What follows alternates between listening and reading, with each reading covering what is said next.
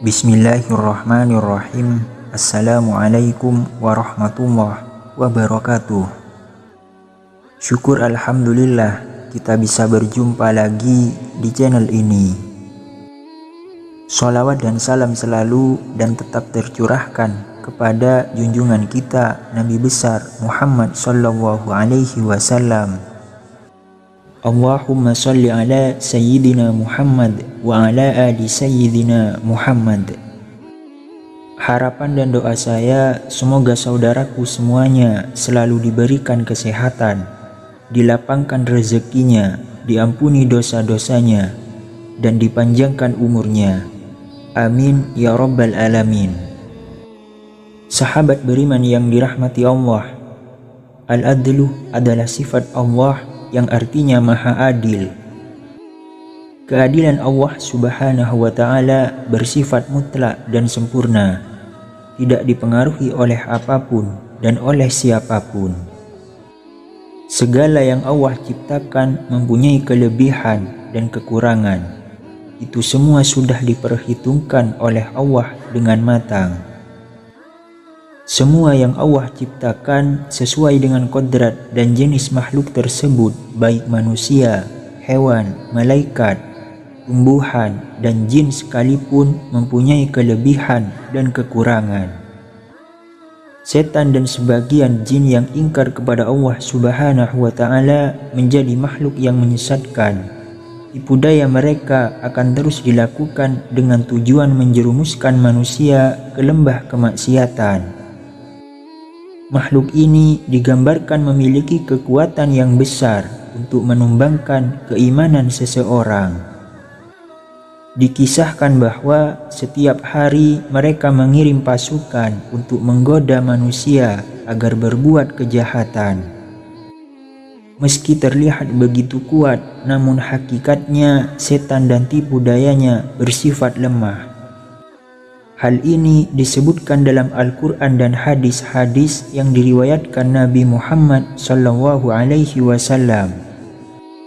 Dengan mengetahui kelemahan ini, manusia diharapkan bisa menjauhkan dari godaan setan dan jin. Berikut 6 hal yang dapat melemahkan setan dan jin. Yang pertama, orang-orang soleh. Kelemahan pertama setan adalah orang-orang soleh yang beriman kepada Allah. Hal ini dijelaskan dalam Al-Quran dan ketika setan berdialog dengan Allah subhanahu wa ta'ala, yang artinya, Iblis berkata, "Ya Tuhanku, oleh sebab Engkau telah memutuskan bahwa aku sesat, pasti aku akan menjadikan mereka memandang baik perbuatan maksiat di muka bumi. Dan pasti aku akan menyesatkan mereka semuanya, kecuali hamba-hamba Engkau yang mukhlis di antara mereka." Quran Surat Al-Hijr ayat 39-40. Ahli tafsir mengatakan bahwa ayat tersebut menerangkan setan itu dapat menguasai manusia karena dosa-dosa yang dilakukan.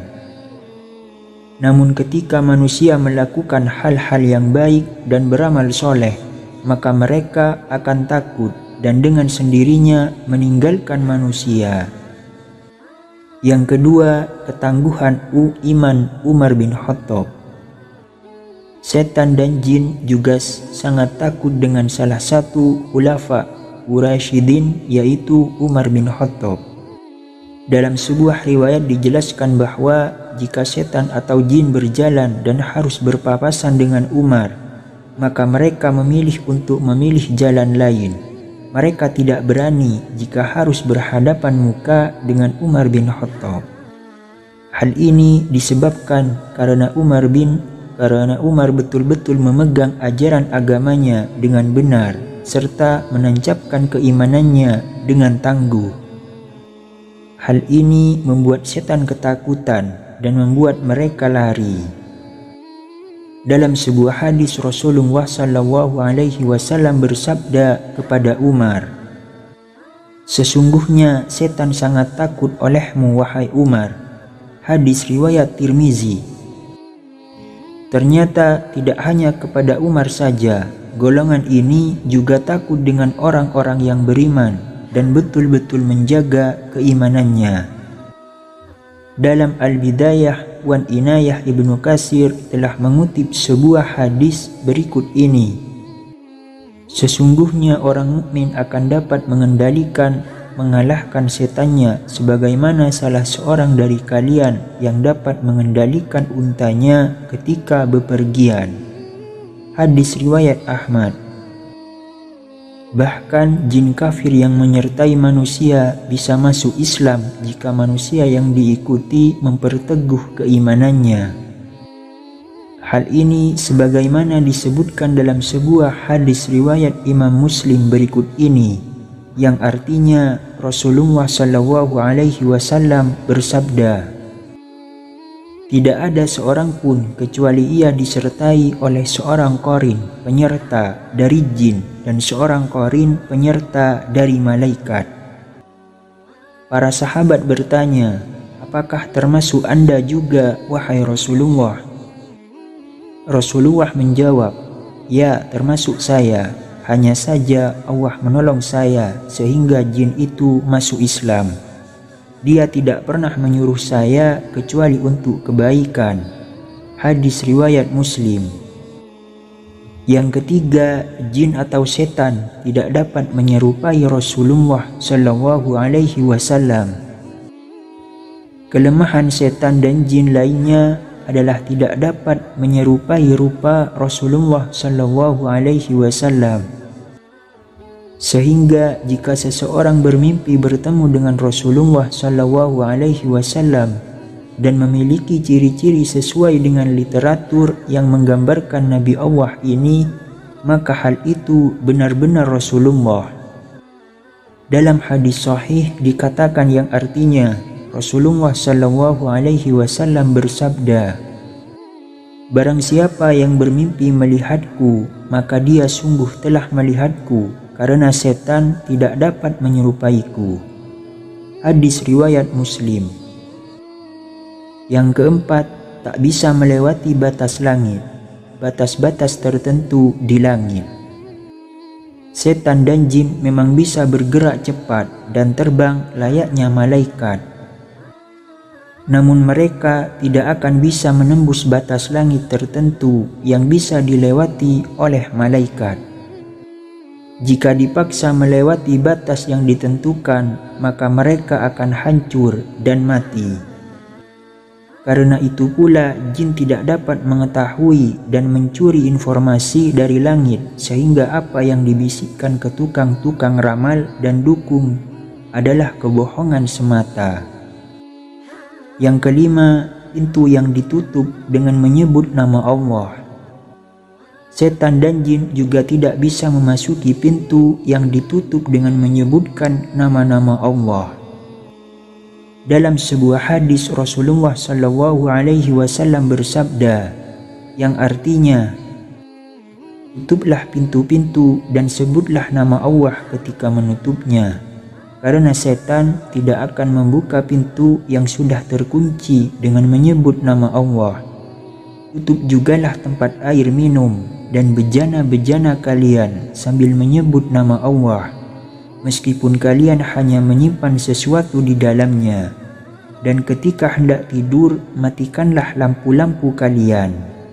Hadis riwayat Muslim. Yang keenam, jin takluk kepada Nabi Sulaiman. Di antara mukjizat Nabi Sulaiman adalah dapat menaklukkan jin dan setan, sehingga semuanya dapat bekerja atas perintahnya. Hal ini sebagaimana ditegaskan dalam ayat Al-Quran berikut ini, dalam Quran Surat Shad ayat 36 dan ayat 38. Kemudian kami tunjukkan kepadanya angin yang berhembus dengan baik menurut kemana saja yang dia kehendaki. Dan kami tunjukkan pula kepadanya setan-setan semuanya, ahli bangunan, penyelam, dan setan yang lain yang terikat dalam belenggu. Quran Surat Shad ayat 36-38. Mukjizat ini diberikan kepada Nabi Sulaiman sebagaimana pengabulan atas doanya yang mengatakan, "Dan berikanlah kepadaku kerajaan yang tidak diberikan kepada seseorang setelahku." Quran Surat Shad ayat 35. Doa Nabi Sulaiman ini menyebabkan Rasulullah tidak jadi untuk mengikat jin yang datang melemparkan anak panah ke muka beliau. Dalam sebuah hadis Muslim dikatakan dari Abu Darda berkata, suatu hari Rasulullah SAW bangun. Tiba-tiba kami mendengar Rasulullah mengatakan, "Aku berlindung kepada Allah darimu."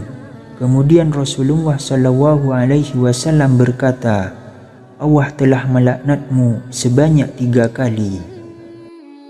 Rasulullah lalu menghamparkan tangannya seolah-olah beliau sedang menerima sesuatu. Ketika Rasulullah selesai sholat, kami bertanya, "Wahai Rasulullah, kami mendengar Anda mengatakan sesuatu yang belum pernah kami dengar sebelumnya. Kami juga melihat Anda membukakan kedua tangan Anda." Rasulullah menjawab, "Barusan iblis musuh Allah datang membawa anak panah api untuk ditancapkan di muka saya. Lalu saya berkata, 'Aku berlindung kepada Allah darimu sebanyak 3 kali. Kemudian saya juga berkata, Allah telah melaknatmu dengan laknat yang sempurna sebanyak 3 kali. Kemudian saya bermaksud untuk mengambilnya. Seandainya saya tidak ingat doa saudara kami Nabi Sulaiman, tentu saja akan mengikatnya sehingga menjadi mainan anak-anak penduduk Madinah." Sahabat beriman yang dirahmati Allah, demikianlah 6 hal yang membuat setan dan jin lemah. Semoga Allah Subhanahu wa Ta'ala melindungi kita semua dari godaan setan-setan yang terkutuk. Amin ya Rabbal Alamin. Demikian yang bisa saya bagikan. Semoga bermanfaat untuk kita semua. Assalamualaikum warahmatullahi wabarakatuh.